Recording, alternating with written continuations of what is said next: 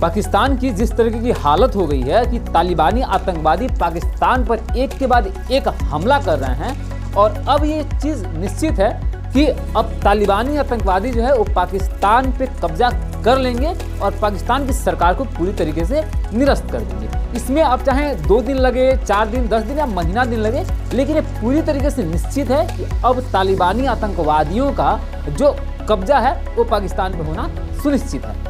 पाकिस्तान के लिए सिर्फ मुश्किल का सबब इतना ही नहीं है, मुश्किल एक दूसरी तरफा भी है और वो है कि जो बलूच आर्मी है, बलूचिस्तान से जो बलूच आर्मी है, उन्होंने भी अब पाकिस्तानी आर्मी पे हमला करना शुरू कर दिए हैं। यानी कि पाकिस्तान दो तरफा हमला का भार झेल रहा है। अब सवाल ये है कि जिस तरीके से दो तरफा हमला हो रहा है, तालिबानी आतंकवादी यानी कि तहरीके तालिबान पाकिस्तान जो आतंकवादी संगठन है, उसके लड़ाकों ने जिस तरीके से पाकिस्तानी आर्मी पे हमला कर रहे हैं, मारे जा रहे हैं, बम धमाके कर रहे हैं, एयर स्ट्राइक कर रहे हैं, इसके लिए जिम्मेदार कौन है? क्या इसके लिए भी आतंकवादी संगठन जिम्मेदार है या खुद पाकिस्तान ने अपने लिए कब्र खोदा है? जी हाँ, जाहिर सी बात है कि आज के समय में पाकिस्तान में तकरीबन 15 आतंकवादी संगठन पाकिस्तान से ऑपरेट होते हैं। जी हाँ, पाकिस्तान से लगभग 15 आतंकवादी संगठन जो है वो ऑपरेट होते हैं और क्या करते क्या है, पूरी दुनिया भर में अलग अलग देशों में जाकर आतंकवाद फैलाते हैं, अशांति फैलाते हैं। तो जाहिर सी बात है कि जब आप दूसरे के लिए गड्ढा खोदिएगा तो वही गड्ढा एक दिन आपके लिए कब्र बनेगा। देखिए, पाकिस्तान की जो हालत है आज के समय में समझने की जरूरत है कि जो पाकिस्तान की हालत है, जिस तरीके से तालिबानी आतंकवादी पाकिस्तान पे हमला कर रहे हैं, पाकिस्तान के समर्थन में कोई भी नहीं है। इस पूरी दुनिया में कोई भी ऐसी कंट्री नहीं है, चाइना तक, जो उसका नाजायज बना रहता है और हमेशा पाकिस्तान को अपनी हमदर्दी दिखाता रहता है। वैसे तो चाइना पाकिस्तान को पूरी तरीके से खरीद चुका है, पाकिस्तान पूरी तरीके से बिक चुका है, ठीक है, लेकिन उसके बावजूद भी चीन भी आकर ना तो कोई हमदर्दी दिखा रहा है, ना इस लड़ाई में पाकिस्तान का किसी तरीके से मदद कर रहा है। तो अब जाहिर सी बात है कि ये जो आतंकवादी संगठन को इन्होंने पाल के रखा, पोस के बड़ा किया है, इसका पूरा भुगतान अब पाकिस्तान को करना पड़ रहा है और इस बात की आशंका पहले से लगी हुई थी। खैर, कुछ ऐसे लोग हैं जो ये कह रहे हैं कि अफगानिस्तान जो है वो पाकिस्तान पे कब्जा करने वाला है या फिर अफगानिस्तान जो है वो पाकिस्तान पे हमला करने वाला। देखिए, मैं आप लोगों को ये बात क्लियर कर दूं कि जो तालिबानी है, असल में जो अफगानियों की जो भी संस्कृति रही है, उनमें ये तालिबानी कहीं फिट नहीं हो रहे हैं। ये अफगानिस्तान के सभ्यता और संस्कृति से अलग हैं ये लोग। अब यहाँ पे देख लीजिए कि हो क्या रहा है। जाहिर सी बात है कि अब जो अफगानिस्तान में इन तालिबानियों ने पूरा कब्जा कर लिया, वहाँ की सरकार को खत्म कर दिया।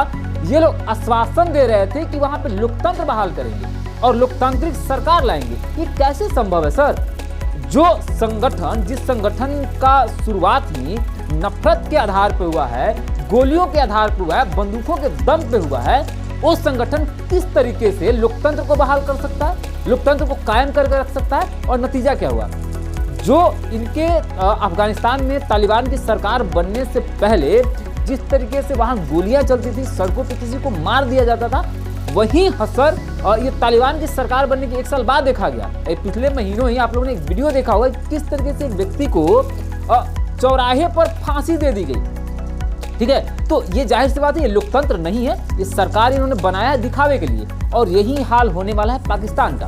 अब देखिए, चाहे जो भी वे देश जो आतंकवाद से ग्रसित हैं, आज के समय में आतंकवाद को झेल रहे हैं, इसके लिए वे देश ही जिम्मेदार हैं। अब चाहे वो पाकिस्तान हो या अफगानिस्तान हो या सीरिया हो, ये सब लोग आज के समय में पूरी तरीके से ग्रसित हैं आतंकवाद से, क्योंकि पिछले समय में इन लोगों ने आतंकवाद को बढ़ावा दिया। इसी ढर्रे पे चला था अमेरिका, लेकिन जैसे ही अमेरिका पे हमला हुआ उसके बाद अमेरिका सुधर गया। अमेरिका को अक्ल आ गया कि इन सांपों को पालने से ये कोई फायदा होने वाला नहीं है, कि एक ना एक दिन हम लोगों को ही डसने के लिए दौड़ेंगे। खैर, अमेरिका इससे पीछे हट गया, लेकिन कहीं ना कहीं जो आज पाकिस्तान की हसर है, इसके पीछे अमेरिका का भी देन है और अमेरिका की वजह से ही, अमेरिका के बहकावे में आने से ही पाकिस्तान आज इस तरीके की हालत में फंसा हुआ है। दूसरी बात यह भी है कि जब भी अपने देश में किसी भी आतंकवादी संगठन पे, उग्रवादी संगठन पे, अलगाववादी संगठन पे या किसी भी ऐसे व्यक्ति पे जब सरकार के द्वारा, कानून के द्वारा एक्शन लिया जाता है, तो यहाँ पे बहुत सारे लोग ऐसे हैं जिनको समस्या होने लग जाती है और वो तरह तरह के जो है यहाँ पे अपील देकर ये साबित करने में लग जाते हैं कि भाई ये जो लोग है या जो संगठन, जो व्यक्ति है, उसको समझदारी नहीं थी, वो बस अनजाने में कर गया या फिर उसको माफ कर देना चाहिए। देखिए, अगर भारत भी इन लोग ऐसे ही माफ करने लगा ना तो एक दिन भारत भी जो है वो पाकिस्तान, अफगानिस्तान और सीरिया जैसे स्थिति में आ जाएगा। तो ये जरूरी है कि जो लोग भी इस तरीके से अलगाववाद को या आतंकवाद को बढ़ावा दे रहे हैं, उसमें लिप्त हो रहे हैं, शामिल हो रहे हैं, उन पे नकेल कसना और उनको सजा देना आवश्यक है, ताकि भारत भी किसी दिन पाकिस्तान न बने। तो इसके लिए जरूरी है कि कानून को चुस्त दुरुस्त रखना और इस तरह की आतंकवादी संगठनों से तत्काल फायदे न सोचकर अपने लंबे समय तक अपने लोकतंत्र को बचाना भी जरूरी है। बाकी हम फिर मिलेंगे अपनी अगली वीडियो में, पाकिस्तान के बारे में बात जरूर करेंगे ताकि पाकिस्तान किस तरह की हश्र में और किस तरह की स्थिति परिस्थिति से गुजर रहा है।